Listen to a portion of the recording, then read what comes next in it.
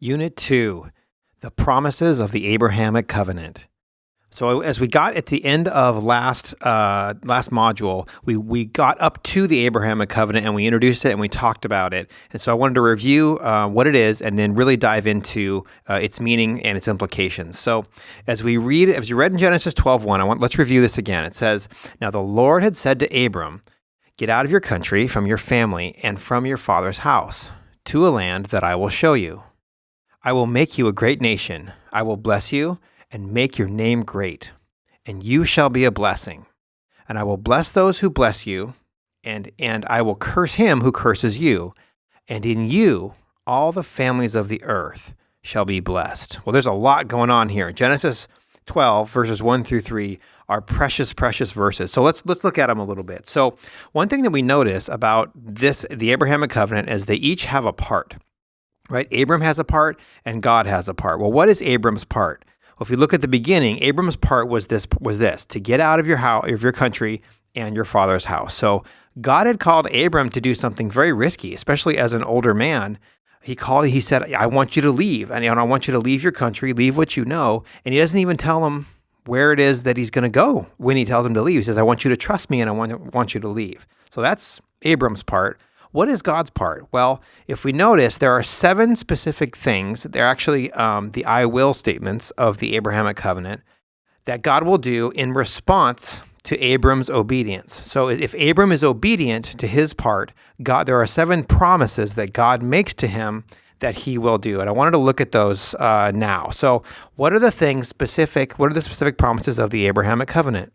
These are the 7 I will statements that we read. So what are they? So let's go over them again. So the first one, he says, "I will show you," right? Speaking of the land that he is going to give to Abram. That's the first one. Number 2, he says, "I will make you a great nation." He says, "I will bless you." The fourth one is, "I will make your name great.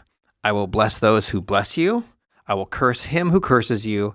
And he says, "I will bless the families of the earth through you," or he says, "Through you, the families of the earth will be blessed." So these are the 7 I will statements that God says to Abram in the Abrahamic Covenant. So let's look at each one of these, right? Look at this first one where he says, "I'm going to show you the land." And he actually does this. If we read in Genesis 13, verse 14, it says, "And the Lord said to Abram, after Lot had separated from him, he says, 'Lift your eyes now and look from the place where you are, northward, southward, eastward, and westward, for all the land which you see I give to you and your descendants.'" That's an important phrase we'll learn, "forever." So he says, look around, all of this land I am giving to you, Abram. So that's where he shows him the land that he's going to give him. He repeats it later in Genesis 15, but we'll get to that later.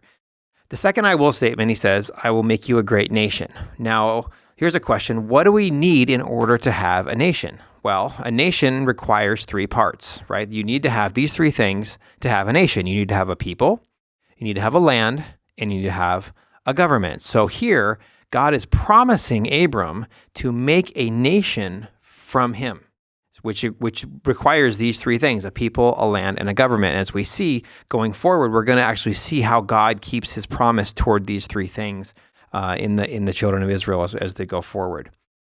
After that, he says, "I will bless you and I will make your name great." Well, what is this a promise of? When God says, "I will bless you and I will make your name great," speaking to Abram, this is a promise of growth. But it's also a promise of prosperity and even influence, right? He said, there's going to be a blessing upon the people group that comes from you that is directly from me. And because of that, you are going to be blessed and your name is going to be great. So here he's talking about that this people group is going to grow. There's going to be prosperous, and they're going to have influence, especially when it comes to their role in displaying God to other nations. But we'll get to that later, right? The next part of the covenant says that I will bless those who bless you and curse him who curses you. Okay, well, what's going on here? Well, this is a promise, not of prosperity, but this is a promise of protection, survival, and perseverance, right? This is God saying, I am going to protect you through this. I'm going to make a nation. I'm going to bless and prosper, but I'm also going to protect and persevere you. And we also are going to, of course, see this happen regularly throughout the history of the children of Israel. And the last one he says is that I'm going to bless the families of the earth through you. And this is really the purpose statement of the covenant, right? So God calls a man, Abram. He says, from this man, I'm going to make a nation, and that nation and the man are going to be a blessing to the whole world.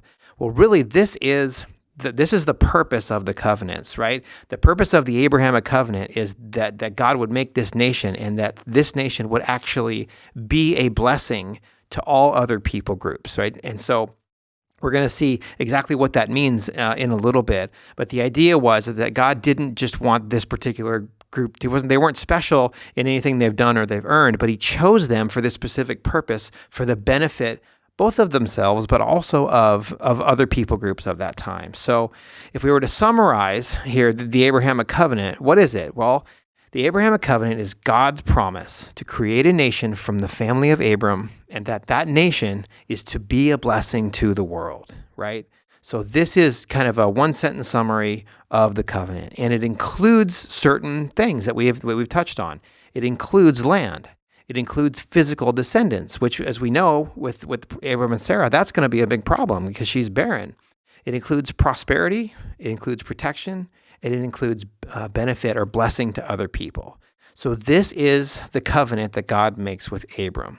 And so what we want to do next, in the next unit, is we want to pause and we want to take a look at 4 essential terms, theological terms, that will help us fully understand Abram's importance. So join me, if you would, in Unit 3 for 4 essential terms.